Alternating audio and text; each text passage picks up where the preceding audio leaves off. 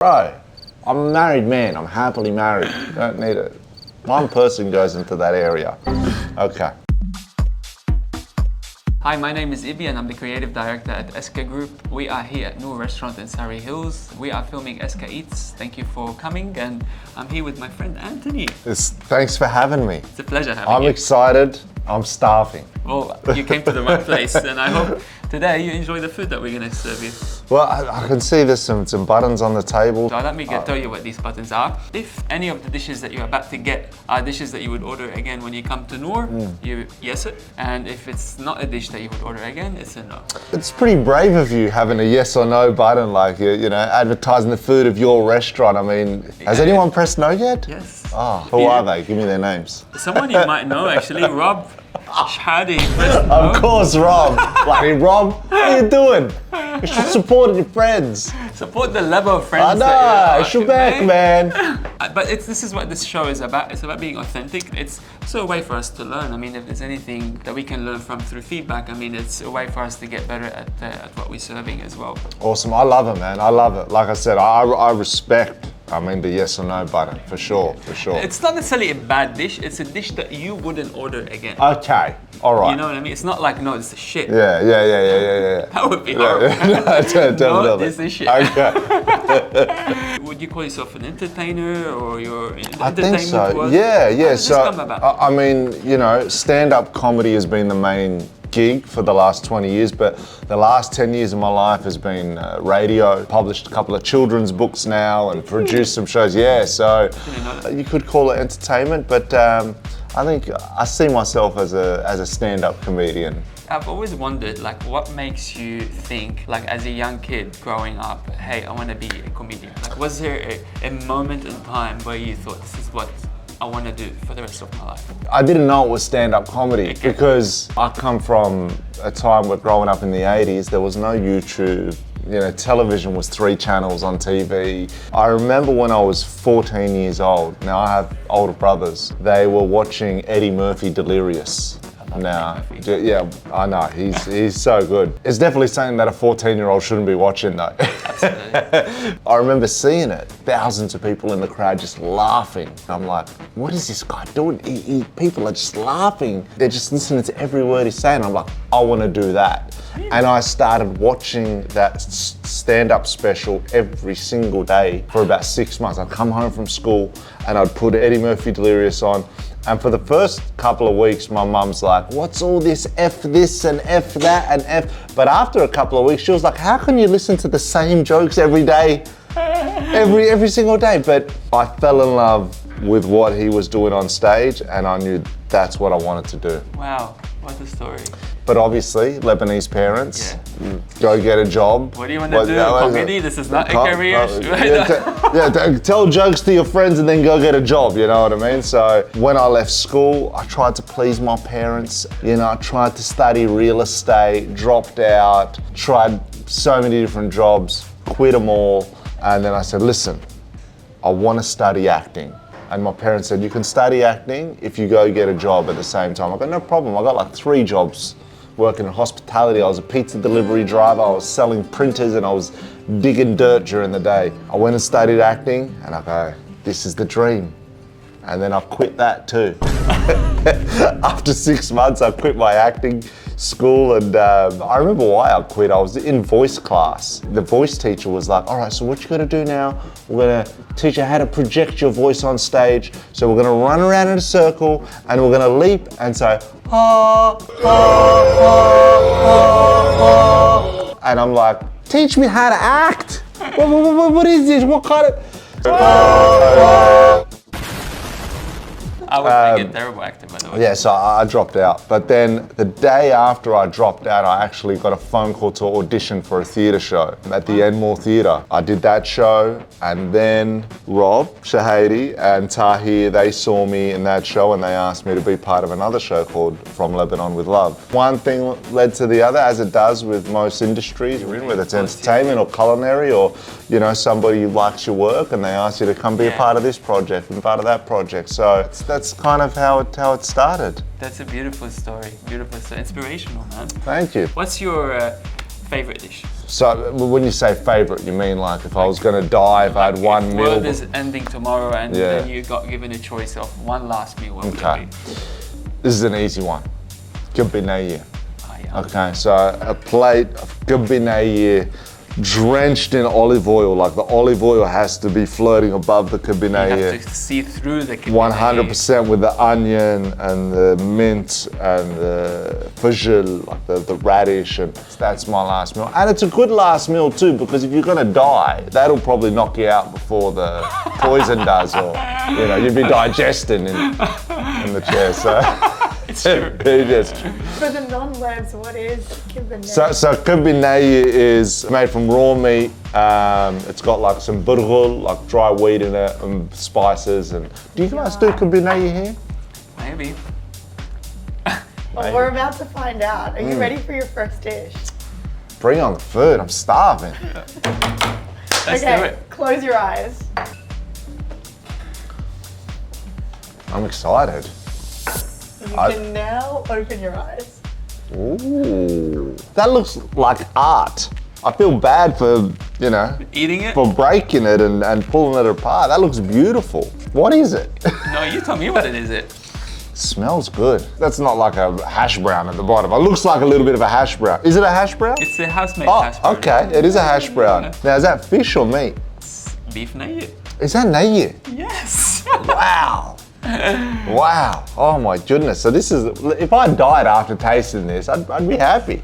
What we need is olive oil so that we can drench it in olive oil. That's how he likes it. A little bath of oil. Can you explain to me what this is and how this came about? NOUR is a contemporary Middle Eastern restaurant, so we'd like to take flavors of the Middle East, and then some dishes are based on classic and some dishes are our own interpretation of ingredients of the Middle East.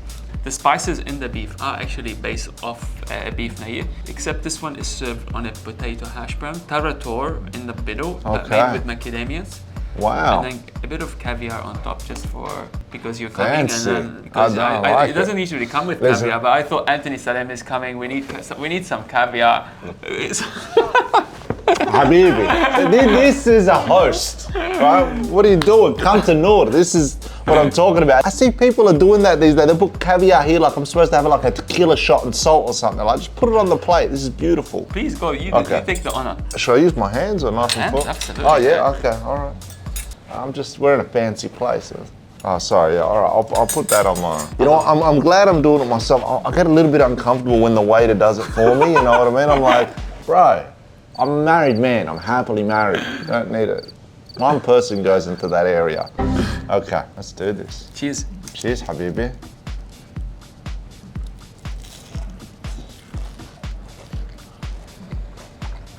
Wow. That's phenomenal. That is really good. Oh my goodness. On a scale of 1 to this is fucking delicious, where would this is? I'm speechless. Do you have a team that comes up with these kind of ideas? Because I can't comprehend how how does someone say, you know what would be nice with kibbeh nayyeh? Tarator and a hash brown.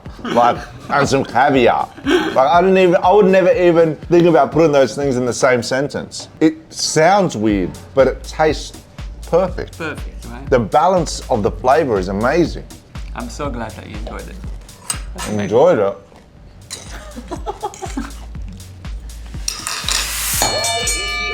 Yes. Love it. F yes. I got a son now. I'm trying not to swear on camera, you know. That's amazing. It's good, huh? That's really good. We have our next dish. Okay. Okay. Please close your eyes. Oh, so I'm closing my eyes for everything. It makes Okay. sense. You may now open your I eyes. get excited when I hear the plate hit the table. It's just like, ooh, fancy. What do you think? I don't know. It looks good. I mean, that's some kind of pickled radish or... Sorry, I didn't mean to. I know you're going to eat from it. You know. Oh, please. We got big noses in mine. Big hairy That noses. looks good, man. Yeah, exactly. Well, I mean, like, you know, that's smooth, man. That's lazy. Yeah, I know. That's unlazy. That's about 500 lazy. Yeah. Don't worry. Wait till you get married. The laser will stop. The gym will be. Yeah, don't worry about that. And wait till you have kids. Oh my God. See these black dark eyes? Welcome, Habibi. No more looking like a model, all right? More looking like. Yeah. Anyway, you're gonna have a mustache soon, and you know. It's gonna be out of the window. All right, so what are we working with? So this looks good. Tell me what you think it is. Think. You got it. I believe in you, Anthony. Maybe even taste it. Is this, like the bottom looks a little bit like mlokhiyeh. I know you probably don't know what mlokhiyeh is. It's my favorite dish, to be fair. Yeah. Mlokhiyeh is my favorite ever Lebanese dish. Really? Yeah. You're a mlokhiyeh man. I love mlokhiyeh. Yeah, that would be actually a good superhero. Mlokhiyeh man. Anyway. It's actually one of my favorite dishes at NOUR. It's been on the menu since we opened the restaurant 8 years ago. Really? I'm trying to figure out what the green stuff at the bottom is. It looks maybe like asparagus or broccoli or I don't know. It's chicken. It's chicken. Green. If someone comes up to me and says, "Hey, bro, you want to try some green chicken?" I'll be like, "Are you colorblind? Because I honestly don't see green." Isn't that green? It's bread at the bottom. Okay, yeah. I figured that out. Come on, bro. I know what bread is. It looks nice though. It looks like a little surfboard. This is the only type of surfing you'll see a Middle Eastern man doing at NOUR restaurant. Absolutely. So with this one, I have to wrap it. Okay. See. I feel like, you know, when you're in school and you don't know the answers and you got to copy off the kid next to you, but like it's just eating a meal. Like. Cheers, Anthony. Cheers, Habibi.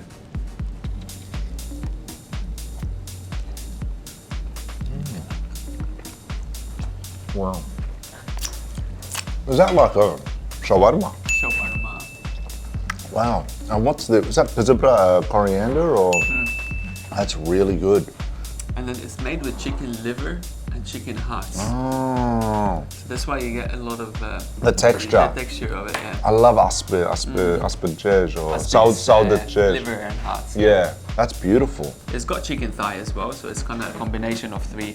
Are you inspired by other cultures' foods to incorporate it with? Yeah. Is that kind of what it is? We don't like to call ourselves traditional Lebanese restaurants. We call it Middle Eastern, and we pinch from all different cultures around Lebanon and the Middle East. And then we incorporate it into tasty food. Us Lebanese are good at pinching things from people and making money off it, so.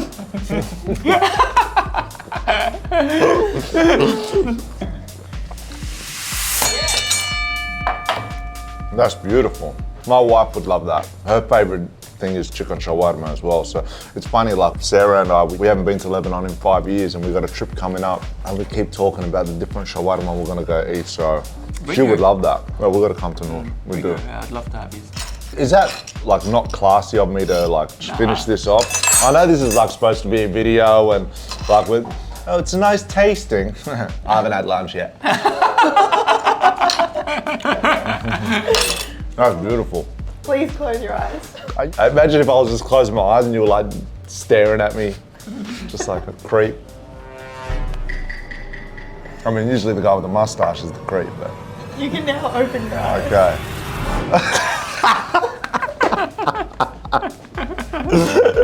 Ooh, batinjan.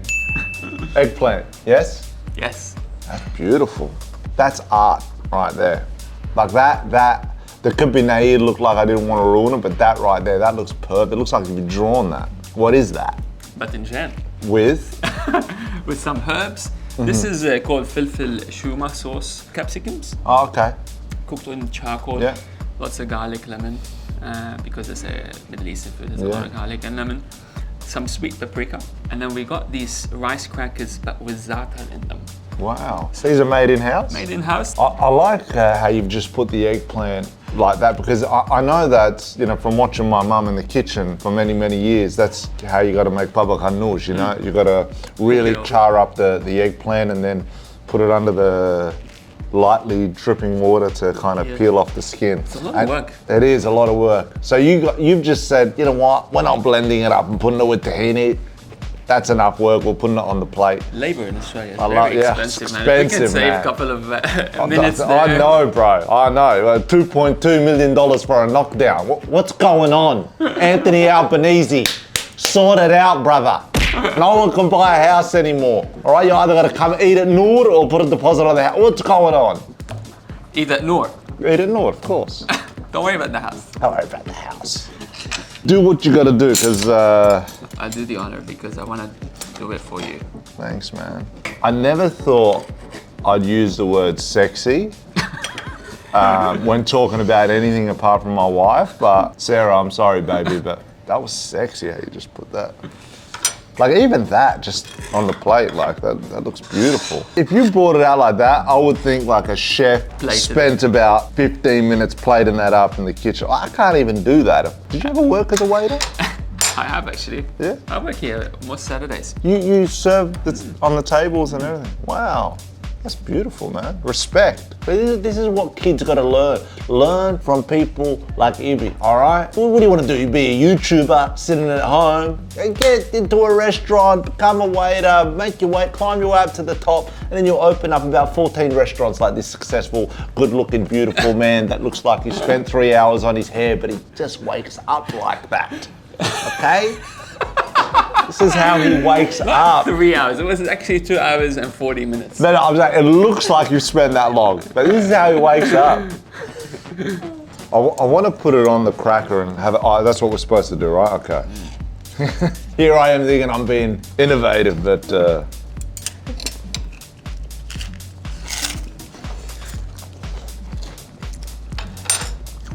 I want to just tell you something briefly. About 8 weeks ago, I had an incident with spicy food that sent me to hospital for 3 days. And I've lost about 7 kilos in the last 2 months because I've had issues with my stomach because of spicy food. So I've stayed away from peppers and everything. This is paprika. I knew that before I took a bite. I'm willing to go to hospital for another 3 days to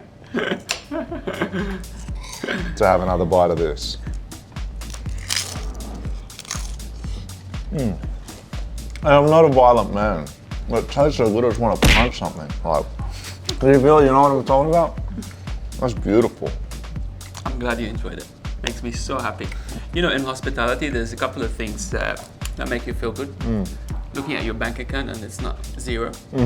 And also looking at people when they eat their first bite and then you can just genuinely feel that they're enjoying it. Another way to figure out how people like their meals, look at their napkins, okay? If their napkins have got this stuff all over them, it means their food's been all over the place and they've really loved their food. Yes. Yes. Very sharp. Yes. Yes. Okay, all right, we're just checking, brother, that it worked. That's really good. What's your favorite? Maybe a controversial answer. I told you my favorite dish of all time is kibbeh nayyeh. Usually I wouldn't like to, you know, if it ain't broke, don't fix it, right? But the kibbeh nayyeh hash brown, I didn't even chew. I was like a bird, like that just got their food regurgitated into their mouths from their mother. I was like, I think the kibbeh nayyeh was my favorite, but how did Rob press no on something? What's wrong with you, man? Thank you, Anthony. Well, honestly, it's such a beautiful privilege to sit down next to you and have. I used to watch you all the time and to be sitting next to you eating. Man, it's an honor to be here, really, and thanks for inviting me. You know, you're a very talented man. You're a very humble man, which is what I love. You know, I think a lot of people can learn from you. Somebody that, I mean, you're a real fairy tale story. Like, no, honestly, somebody that, you know, moves to the country, becomes successful, no help from nobody. You did it all on your own. You did it from hard work, perseverance, and you've stayed humble. You're a good dude. Thanks, bro. And you're beautiful. I mean, look at him. Like, come on, like you look at chefs, like look at Gordon Ramsay, like and restaurateurs. People have like craters in their head from the stress. This guy looks phenomenal. Just to wrap it up, what's one advice you would give to your young self if you could? Don't care what people think about you. Wow. People are so worried about what other people think, and especially when it comes to being creative or working on a fresh idea or a concept, whatever it may be. I think if you're passionate about it and if you really love what you're doing, that's when you're gonna see the fruits grow out of it, you know? Sometimes when we think, oh, maybe this person won't like it, doesn't matter. You know, you can see that in what you do as well. It's bring an old Lebanese woman into a restaurant and tell her you're gonna put kibbeh on a hash brown. She might get her thong off and wanna hit you, but after she eats it, she'll realize what you're doing, and it's a beautiful, beautiful thing, and I think you should be very proud of what you've achieved. Thank you, man. And you should be proud of what you've achieved. It's great advice, actually. Yeah, don't worry about what other people think. Just go for it. You know what? Because we all stuff up, and we can just do it all over again. Thank you, Anthony. Habibi. Well, appreciate it. Honestly, thanks for having me. That was beautiful. That was epic.